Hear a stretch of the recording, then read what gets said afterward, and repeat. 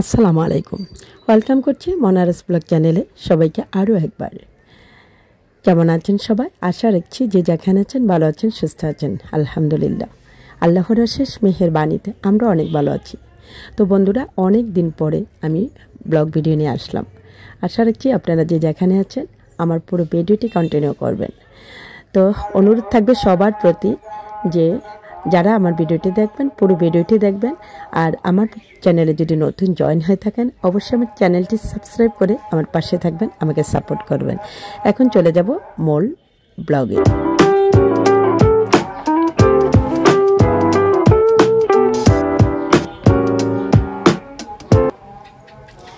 চলে আসলাম মূল ভিডিওতে। এটা ছিল সকালবেলা। তো সকালের কাজগুলো আসলে আমি কত তাড়াতাড়ি করে থাকি। যারা আমার আগের যে রেগুলার ভিউয়ার্স ভাইয়া আপুরা আছেন তারা তো অবশ্যই জানেন আমি ছোট্ট একটি স্কুলে কন্টিনিউ করতেছি, কাজ করতেছি।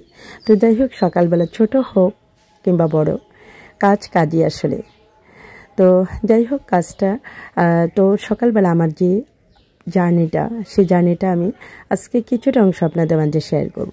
তো সকালবেলা ঘুম থেকে উঠে তো আমার যে কাজকর্ম সেগুলো আমি করে নিয়েছি, নামাজ, তারপরে কোরআন তেলাওয়াত এগুলো করে বার্ষিক কাজগুলো করে নিয়েছি।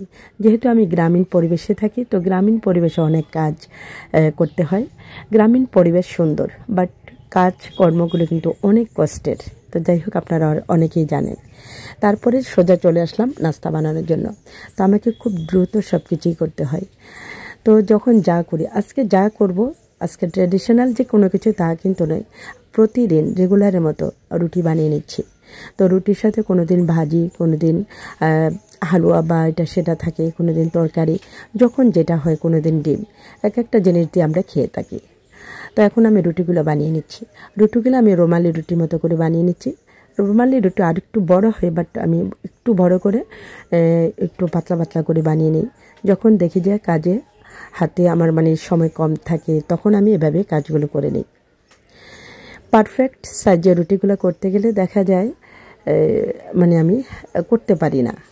তো যাই হোক, রুটি বানানো শেষ। এখন আমি হালুয়াটা তৈরি করব। আজকে রুটি আমি হালুয়া দিয়ে খাবো। তো যাই হোক, এখন প্যান বসিয়ে দিলাম, 1 চামচ ঘি দিয়ে দিলাম। তো ঘিটা দিয়ে আমি ঘিটা একটু মেল্ট করে নিলাম। তারপরে এখানে শুকনা কিছু উপকরণ দিয়ে দিব, এলাচ, দারচিনি, তেজপাতা, এগুলো একটু দিয়ে গিয়ে আমি একটু একটু রোস্ট করে নিলাম। তারপরে এখানে ছোট্ট যে কিউট বাটিটা, সে বাটিটা দিয়ে আমি 2 বাটি সুজি দিয়ে দিলাম। সুজিটাকে এখন ঘিয়ের মধ্যে ভেজে নিচ্ছি। তো রেগুলার আসলে এই কাজগুলো করতে আসলে একটু কষ্ট, বাট তারপরে এই কষ্টের মধ্যেও কিন্তু অনেকটা আনন্দ লুকিয়ে থাকে। তো আজকের হালুয়াটা আমি পুরোটাই দুধ দিয়ে করব। এভাবে দুধ দিয়ে হালুয়াটা যদি আমি ঘিয়ে ভেজে তারপর দুধ দিয়ে রান্না করি, এতে করে আমার বাচ্চারা যেমন পছন্দ করে, আমার কাছে খুব ভালো লাগে। আপনারা একবার ট্রাই করতে পারেন। তো এখানে আমি 1 মগ দুধ নিয়েছিলাম, আর ছোট্ট কিউট বাটিটি দিয়ে 2 বাটি সুজি নিয়েছিলাম। তারপরে এখানে 10-15টির মতন আমি দিয়ে দিলাম, অর্থাৎ 1 টেবিল চামচ এখানে দিয়ে দিলাম কিশমিশ।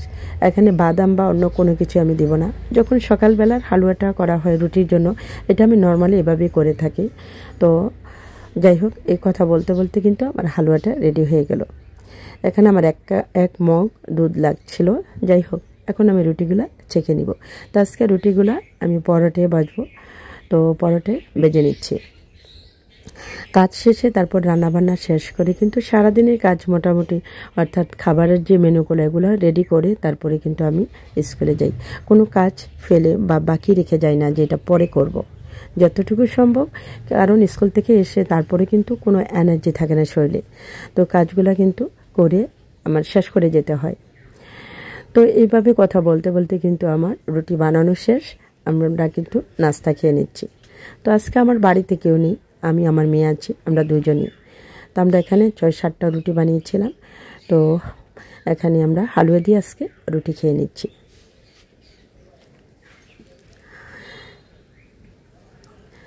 অনেক সময় দেখা যায় যে সকালবেলা যেদিন আমার অ্যাক্টিভ ডেতে কাজের কর্মদিবসগুলোতে দেখা যায় সকালবেলা আমি তেমন বাড়তি কোনো কিছু করতে পারি না। যেমন চায়ের পর্বটা, চাটা আমি সকালবেলা খুব কমই খাওয়া পড়ে, কারণ সকালবেলা যখন আমি দেখা যায় যে চায়ের জন্য আমার অনেকটা সময় এখানে ব্যয় করতে হয়, সেই জন্য আমি চাটা তেমন একটা খাই না। আর যদিও খাই, রং চাটাই আমি সকালবেলা খাই, কারণ এটাতে সময় কম দিতে হয়, উপকরণও কম লাগে। হ্যাঁ, এতে করে খুব দ্রুত হয়ে যায়। আর না হয় প্রতিদিন আমি এভাবে চাটা খাই না। স্কুল থেকে এসে বিকেলবেলা দেখা যায় এক কাপ চা খাওয়া হয় আমার। তো এখন রান্নাবান্না করব। তো নাস্তার সাথে সাথেই কিন্তু আমি রান্নাবান্নার মানে প্রিপারেশন নিয়ে নিই, কী রান্না করব না করব। তো আজকে আমি এখানে চিচিঙ্গা নিয়েছি, চিচিঙ্গা আমি ডিম দিয়ে ভাজি করব। আপনারা কীভাবে করেন অবশ্যই কমেন্টের মাধ্যমে জানাবেন। আর কে কোথা থেকে আমার ভিডিওটি আজকে দেখছেন তাও জানাবেন। প্লিজ মনে করে যদি একটা কমেন্ট করেন বা একটা লাইক দেন, তাহলে কিন্তু আমার কাছেও যেমন ভালো লাগে ভিডিওটা আপনারা দেখেন, তো অথচ একটা লাইক দেন না, সেই জন্য কথাটা বলা। যাই হোক, তো এখন আমি চিচিঙ্গাগুলো কিন্তু মানে ছিলে নিচ্ছি। তো এখানে 3টা চিচিঙ্গা আমি নিয়েছি। তো এগুলো আমি আজকে ডিম দিয়ে করব। এই চিচিঙ্গাগুলো কিন্তু আমরা অনেকভাবে খেয়ে থাকি। ডিম দিয়ে ভাজি করি, তারপর চিংড়ি দিয়ে ভাজি করে থাকি, কিন্তু খালি এই ভাজিটা কিন্তু একদমই ভালো লাগে না। আবার সিমের বিচি আর তারপরে আলু দিয়ে এটা শুটকি বা মাছ দিয়ে রান্না করে খেয়ে থাকি, বা বড় মাছ দিয়ে বড় বড় পিস লম্বা করে কিন্তু আমরা এটা মাছ দিয়েও রান্না করে খাই। তো চিচিঙ্গা কিন্তু অনেকভাবে আসলে খাওয়া যায়। তো আমি এভাবে গোল গোল করে পাতলা স্লাইস করে কেটে নিচ্ছি চিচিঙ্গাটা। আর এই ভাজিটা আমার ঘরে খুবই পছন্দ করে এভাবে করলে। তো এখানে আমি রসুন, পেঁয়াজ এবং কাঁচামরিচ কুচি করে নিয়েছি, আর চিচিঙ্গাটাও শেষ করে নিলাম। তো প্রথমে আমি ভাজিটা বসিয়ে তারপরে ওইদিকে আবার তরকারির আয়োজনটা করব। তো একটা করে বসিয়ে কিন্তু আমি বসে থাকি না। প্রথমে প্যানে তেল দিয়ে দিচ্ছি, তেলটা গরম হওয়ার পর আমি এখানে 2টা ডিম ফাটিয়ে নিলাম। তো ডিমটাকে আমি একটু মানে ভেজে নিব প্রথমে। ডিমটা দেওয়ার পরে যখন নিচের একটা অংশ একটু শক্ত হবে, তারপরে এটাকে আমি নেড়েচেড়ে ভেঙে দিব। প্রথম অবস্থা নাড়তে গেলে কিন্তু এটা মানে কেমন একটা হয়ে যায়। আর এভাবে হালকা একটু যখন হার্ড হবে, শক্ত হবে, তার হলে কিন্তু এই ডিমটা খেতেও ভালো লাগে, একটু আস্তে থাকে, এতে করে আমার কাছে ভালো লাগে। আপনাদের কার কীভাবে পছন্দ জানি না, বা চিচিঙ্গা ভাজি কে কীভাবে খান তাও জানি না। তো এখন আমি একটু রসুন কুচি দিয়ে দিচ্ছি, তারপর একটু পেঁয়াজ কুচি দিয়ে দিব। তেলটা একটু কম, তাই আরও একটু তেলও আমি এখানে অ্যাড করে ফেলব। এখন প্রচণ্ড গরম, গ্রীষ্মকাল। এই গ্রীষ্মকালে আমরা যতদূর সম্ভব তেল এবং মশলা একটু কম খাওয়ার চেষ্টা করব সবাই। আমি এটা চেষ্টা করি, অনেক সময় আসলে পারি না। যাই হোক, তো এখানে আমি হলুদ, মরিচ এবং ধনিয়া গুঁড়া একটু দিয়ে দিলাম। আর দিয়ে দিয়েছি কতটুকু আপনারা দেখলে খেয়াল করলে বুঝতে পারবেন, একদমই সিকি চামচেরও কম দিয়েছি। 4 চামচের আগা দিয়ে একদম সিকি চামচের কম, কারণ জাস্ট একটু কালারটা আসার জন্য দিয়েছি। তারপরে পরিমাণ মতো লবণ দিয়ে কিন্তু এটার কাজ কিন্তু আমার একদম কমপ্লিট, কারণ এটাতে তেমন কিছু আর দেওয়া লাগবে না। জাস্ট মাঝখান দিয়ে আমি কাঁচামরিচ আর ডিমটা অ্যাড করে ফেলবো। এই তো এটা এখানে থাকুক, ওইদিকে আমি রান্না বসাবো। রান্নার জন্য প্রিপারেশন নিচ্ছি, তরকারি রান্না করব। তো কী তরকারি রান্না করব সেটা তোমাদের কাছে হয়তো ডিটেলস আমি দেখাবো না, সম্পূর্ণ রেসিপি আকারে দেখাবো না। তো যাই হোক, এখানে আমার ভাজিটা যখন দেখলাম যে প্রায় 60% হয়ে আসছে, তখন আমি কাঁচামরিচটা দিয়ে দিলাম, দিয়ে নেড়েচেড়ে আবার ডেকে দিচ্ছি। এভাবে ডেকে দিলে দেখা যায় যে এটার থেকে যে গরমের ইয়াতে যে একটু করে পানি ওঠে, সেই পানিটাই কিন্তু সিদ্ধ হয়ে যায়। এখানে এক্সট্রা কোনো পানি অ্যাড করি না এই ভাজিতে। আর তেলটা দেখুন একদমই কম আমি তেল দিয়েছি, মশলাও একদম কম দিয়েছি। অল্প তেল মশলা এই ভাজিটা গরম ভাতের সাথে অনেক টেস্টি হয়। এখন ভেজে রাখা ডিমটা আমি দিয়ে দিচ্ছি। ডিমটা দিয়ে ভালো করে মিক্স করে নিচ্ছি পুরো চিচিঙ্গাগুলাতে। এই ভাজিটা যদি গরম ভাতের সাথে হয়, আসলে আর কোনো কিছুই লাগে না, খুবই টেস্টি হয় এই ভাজিটা খেতে।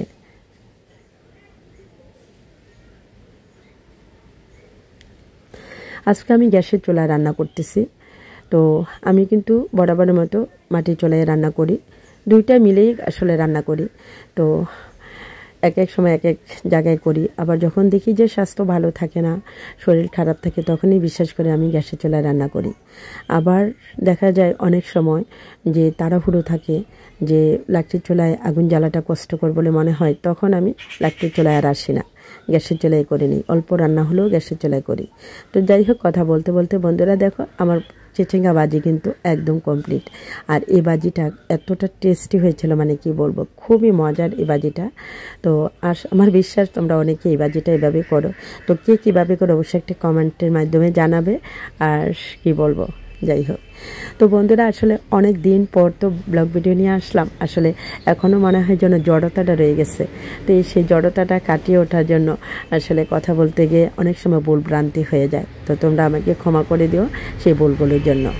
আর এখানে আমি তরকারিটা আমি শেয়ার করে নিই। এখানে আমি ছোট ছোট আলু আস্ত সিদ্ধ করে নিয়েছি। সেই আলুটাকে আর কাটিনি, সেই আস্ত আলুটা তেলে ভেজে কষিয়ে, তারপরে টমেটোটা দিয়ে কষিয়ে, তারপরে মাছ দিয়ে আমি ঝোল ঝোল করে একটু রান্না করতেছি। এই টমেটোর ঝোল, আলুর ঝোল তরকারিটা আমার ঘরে খুবই পছন্দ করে। আমি এটা আজকে পাঙ্গাস মাছ দিয়ে করতেছি। তো বন্ধুরা, হ্যারি মাঝে কিন্তু আমি রান্নাবান্না শেষ করে আর ভিডিওটা করতে পারিনি, কারণ তাড়াহুড়ো করে আমি রেডি হয়ে স্কুলে চলে গিয়েছিলাম। আর এটা ছিল বিকেলবেলা। বিকেলবেলা আমার ঘরে এক ঝাঁক মানে কি বলবো, পায়রা আসছিল, অর্থাৎ আমাদের বাড়ির মেয়েরা আসছিল সবাই। তো সীমা আজকে রান্না করেছে, এখানে বানিয়েছে নুডলস, অর্থাৎ সীমার হাতের স্পেশাল নুডলস ছিল এটা। তো সীমা এটা রেডি করেছে। তো আজকে আমরা সবাই বিকেলবেলা, আমি একদম ফ্রি, কারণ ওরা আজকে নাস্তা বানিয়েছে সবাই মিলে। তো মাইশা, তারপরে কিমো, সাথী এবং সীমা, ওরা 4 জন ছিল, আর আমি সহ 5 জন। তো এই স্পেশাল নুডলসটা বানাতে কোনো পেঁয়াজ লাগেনি, শুধু জাস্ট আদার ফোড়নে, ঘি অথবা তেলের ফোড়নে এটা কিন্তু বানিয়েছে। আর খেতে অসম্ভব মজা হয়েছিল। আর এটা বানাতে আরও যেটা লাগে সেটা হলো সস, সয়া সস আর চিলি ফ্লেক্স। আর ওরা এত পরিমাণে চিলি ফ্লেক্স দিছিল, মানে প্রচুর জাল হয়েছিল। যারা একটু জাল বেশি খাবে তারা ঝোলের পরিমাণটা একটু বেশি নিয়েছে। এটা একটা সফি নুডলসের মতো করেছে। তো বন্ধুরা, আজকে এই পুরো ভিডিওটা তোমাদের কাছে কেমন লাগলো, আজ বিদায় নিচ্ছি। অবশ্যই তোমরা আমাকে কমেন্টের মাধ্যমে জানাবে।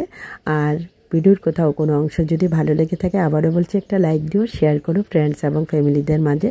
আর আমার চ্যানেলে নতুন হলে আমার চ্যানেলটি সাবস্ক্রাইব করে নিও এবং বেল আইকনের অল অপশানটি দিয়ে রেখো। এতে করে আমি ভিডিও দেওয়ার সাথে সাথে নোটিফিকেশান পৌঁছে যাবে তোমাদের কাছে, চাইলেই কিন্তু দেখে নিতে পারবে। তো বন্ধুরা, আমি ভুল ত্রুটির জন্য, অর্থাৎ আমার ভুল ত্রুটির জন্য তোমাদের কাছে আবারও ক্ষমা চেয়ে নিচ্ছি। তোমরা আমাকে ক্ষমা সুন্দর দৃষ্টিতে দেখো, ভুলগুলো ধরিয়ে দিও। আর আমার ভিডিওতে কন্টিনিউ থেকো। আমি অনেক দিন পর আসছি, এখন থেকে প্রতি সপ্তাহ শনিবার রাত 6টায়, সন্ধ্যে 6টায় আমি ভিডিও আপলোড দিব প্রতি শনিবারে। তো তোমরা অবশ্যই আমার ভিডিওর সাথে থেকো। তোমাদেরকে আর কি বলবো, আমার রেগুলার যারা ভিউয়ার্স আছো তাদের সবাইকেই বলছি, প্লিজ তোমরা সবাই আমার পাশে থেকো, আমাকে একটু সাপোর্ট করো। তোমাদের একটু সাপোর্টে আমি এগিয়ে যেতে চাই।